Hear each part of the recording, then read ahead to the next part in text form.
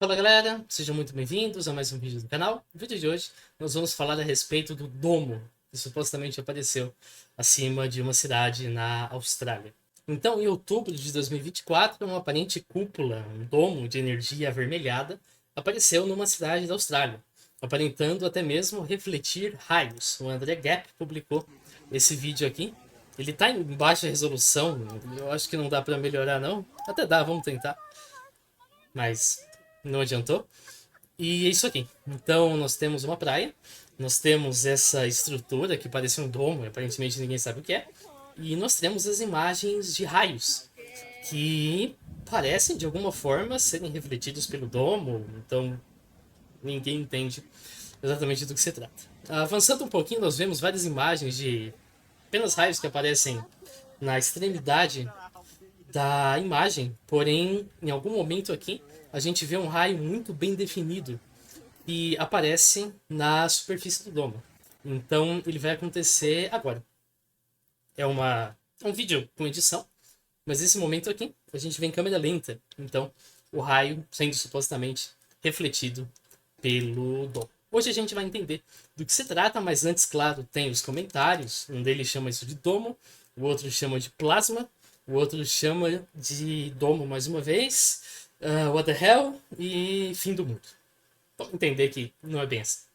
Então, esse evento já foi testemunhado antes? É um evento raro, mas sim, tem registros da ocorrência desse evento. Eu achei 3 imagens desse evento. Aqui tá 2, mas eu escrevi isso antes de achar a terceira. A primeira mostra um domo parcial de coloração vermelha. Ele foi visto em Minneapolis em julho de 1980, durante uma tempestade no crepúsculo. Ele foi fornecido por um fotógrafo profissional para o Wikipedia. A gente tem aqui, perdão pelo zoom excessivo, a imagem, então, do dom. Não dá para ver ele totalmente, mas a gente percebe que é o mesmo fenômeno. Mesma cor, mesmo formato e mesmas condições tempestuosas, como a gente sabe, fora a imagem aqui que mostra um momento já de crepúsculo ou amanhecer. Nós temos a segunda imagem, que também foi feita na Austrália.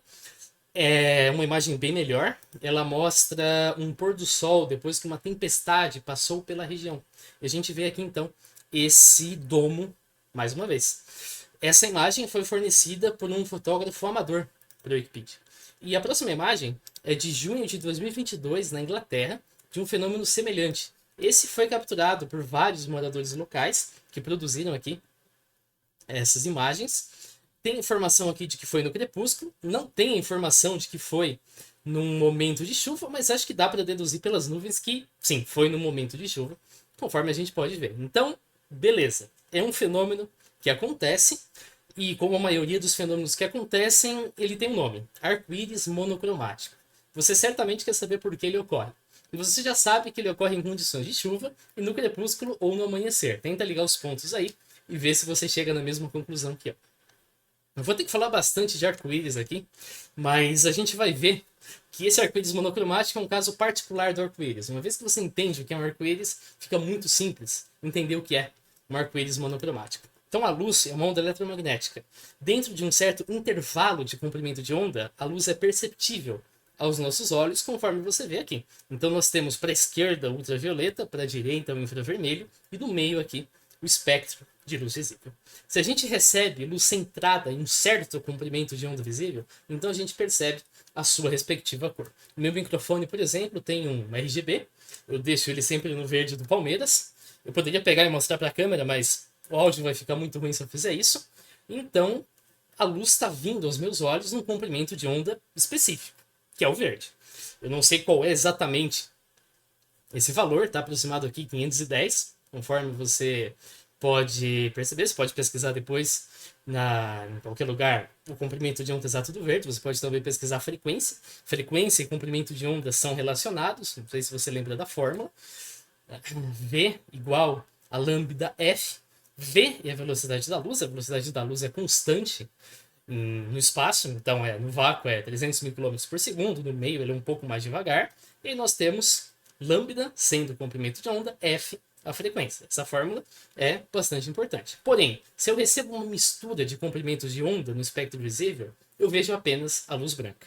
O Sol emite luz em todos os comprimentos de onda da luz visível e também em outros comprimentos de onda de luz não visível, ultravioleta e infravermelho. Isso quer dizer que quando eu olho para o Sol, é uma péssima ideia olhar para o Sol sem proteção durante o dia, você vai ver ele branco.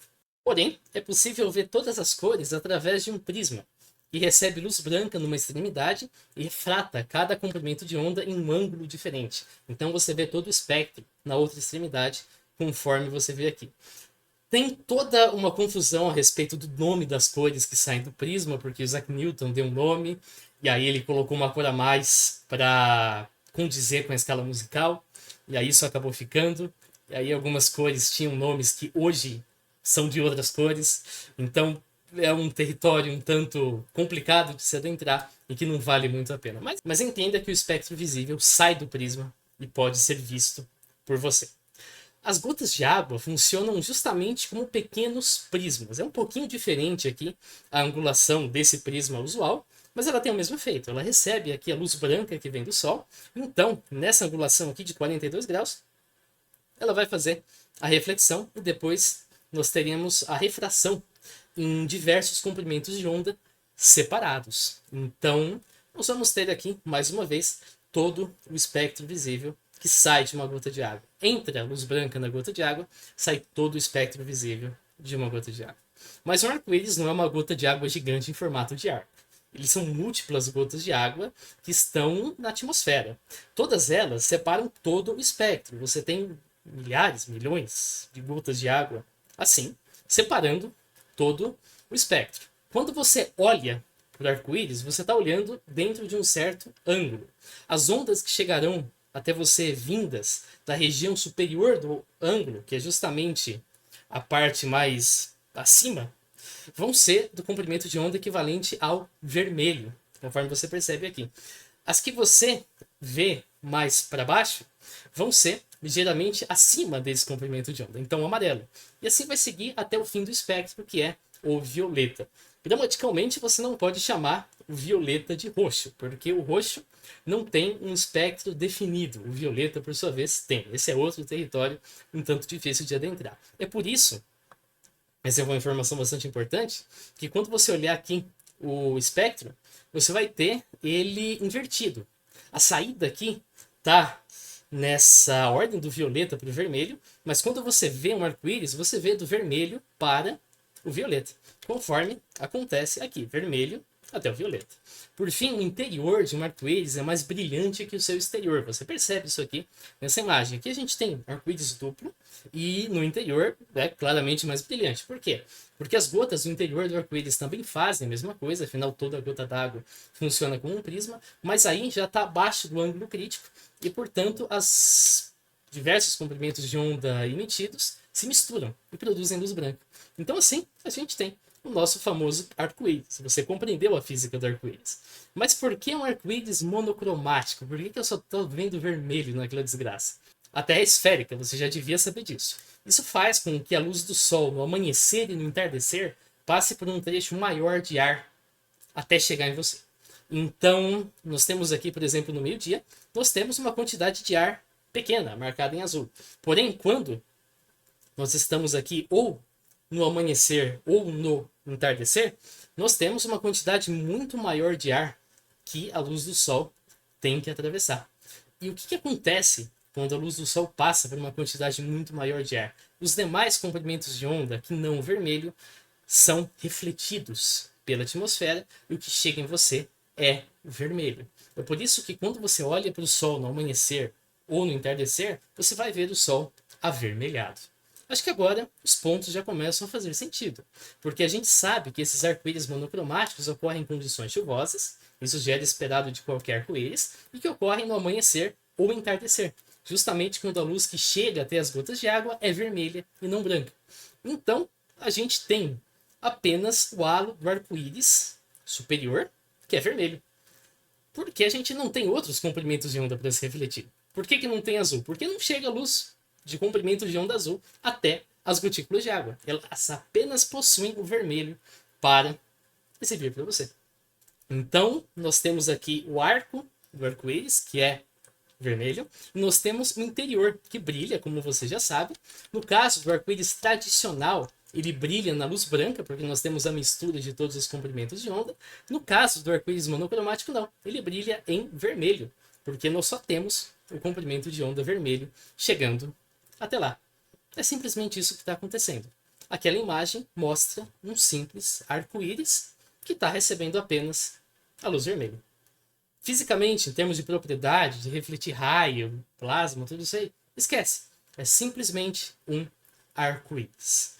Ele reflete raios? Eu já falei que não, mas vamos entender. No vídeo a gente vê o que parece um raio sendo repelido pelo domo. Mas em primeiro lugar, a gente sequer está vendo um domo. O domo é uma estrutura hemisférica oca. O que a gente vê é um semicírculo a partir de um ponto de vantagem no chão. Mas se você pegar um avião, um balão, sei lá, o que você vai ver é um círculo completo. O arco-íris ele é um círculo completo, mas a outra metade do círculo ela é ofuscada pelo horizonte. Esses raios que nós vemos, como aqui, na verdade é um raio que está caindo aqui, não um raio que está sendo, de alguma forma, refletido pelo domo. E justamente porque não existe um domo, a gente não tem imagem feita de dentro do domo. Os raios que a gente vê são apenas raios se formando na atmosfera, na mesma seção que o arco-íris, para frente ou para trás. Mas são raios ali se formando. Temos o arco-íris, o raio está se formando atrás ou na frente. Simplesmente isso, sem nenhum outro mistério. Não é plasma, não é fim do mundo, não é nada do gênero. Então, tem aquela clássica de que os Simpsons previram isso aí porque a cidade tem um domo. A foto mais antiga que a gente possui desse fenômeno é de 1980, que eu mostrei para vocês aqui. Essa é a foto mais antiga que eu encontrei. Tem várias descrições de 1800 e pouco que falam de um arco-íris apenas vermelho, então a gente pode considerar isso também. Mas vamos considerar essa foto de 1980 como a imagem mais antiga. E o primeiro episódio dos Simpsons é de 1989, 9 anos depois. Então, não previu porque o fenômeno já era conhecido. Já era conhecido há muito tempo, mas se a gente quer ser bem liberal, 9 anos atrás já tinha uma fotografia do fenômeno. E mesmo que você queira considerar, eu marcaria essa previsão. Tem um vídeo meu sobre previsões dos Simpsons, vai lá para entender o método que eu vou dizer agora. Eu marcaria como inválida porque não é domo nenhum. É um arco-íris e não um domo. Tanto é que quando você vê um arco-íris, que efetivamente é a mesma coisa, só tem todas as cores, você não chama de domo. Ele é brilhante aqui, mas você não chama isso aqui de domo. Você chama, sim, de arco-íris. Mas quando você vê algo que só tem a cor vermelha, aí seu cérebro tende a pensar que isso é uma hemisfera e que, portanto, seria um domo. Mas não é. É um arco-íris, como todo arco-íris. Só muda a cor. Então a gente pode concluir que o fenômeno observado não é o domo, mas sim um arco-íris monocromático. E ninguém precisa ficar desesperado com o fim do mundo para entender isso aí, porque a física que a gente conhece é perfeitamente capaz de explicar esse tipo de fenômeno e concluir que esse fenômeno sempre aconteceu, desde que os arco-íris existem. Esse foi o vídeo, valeu por você que assistiu, a gente se vê